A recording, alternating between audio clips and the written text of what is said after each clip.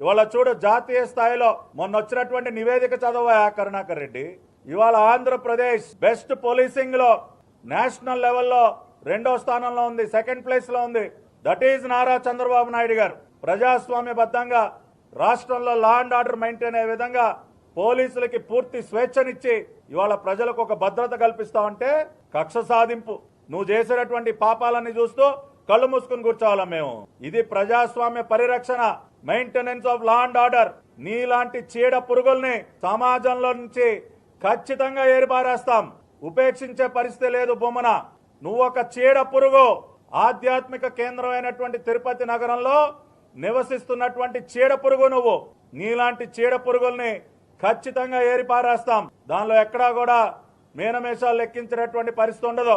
ఇవాళ నువ్వు చేసినటువంటి భూ కబ్జాలు గాని, టీడీఆర్ బాండ్ స్కామ్ గాని, ఇవాళ దళిత బిడ్డల పైన నువ్వు చేస్తున్నటువంటి అరాచకాలు గాని, నువ్వు టీటీడీ చైర్మన్ గా, తుడా చైర్మన్ గా ఉన్నప్పుడు పోగేసినటువంటి ఆస్తుల చిట్టా గాని మొత్తం అంతా కూడా ఇవాళ ప్రభుత్వం దగ్గర సిద్ధంగా ఉంది. అందుకనే చెప్తా ఉన్నా, your countdown has begun and no one can save you Bommana. ఒళ్ళు దగ్గర పెట్టుకుని ఉండు. తోక జాడిస్తే నీ తోక కత్తిరించడం అనేది 100% జరిగి తీరుతుంది. ఈ రోజు నీ రాష్ట్రానికి ఇంకా జగన్ రెడ్డి అనుకుంటా ఉన్న ముఖ్యమంత్రి భూస్థాపితం చేశారు.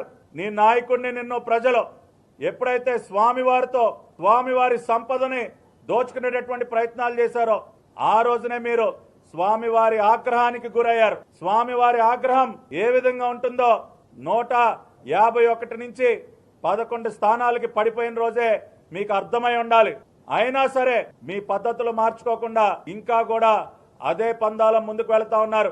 మీ ఇష్టానుసారం భవిష్యత్తులో ప్రవర్తిస్తే చూసేటటువంటి పరిస్థితి ఉండదు. అన్ని విధాలుగా కూడా నిన్ను, నీ కొడుకుని కట్టడి చేయడానికి ఈ ప్రభుత్వం దగ్గర అన్ని రకాలైనటువంటి ఆధారాలు ఉన్నాయి. ఆ రకమైనటువంటి శక్తివంతమైనటువంటి నాయకత్వం కూడా చంద్రబాబు నాయుడు గారి రూపంలో, ఉప ముఖ్యమంత్రి పవన్ కళ్యాణ్ గారి రూపంలో ఈ రాష్ట్రానికి ఉంది అని చెప్పి కూడా నేను తెలియజేస్తున్నా.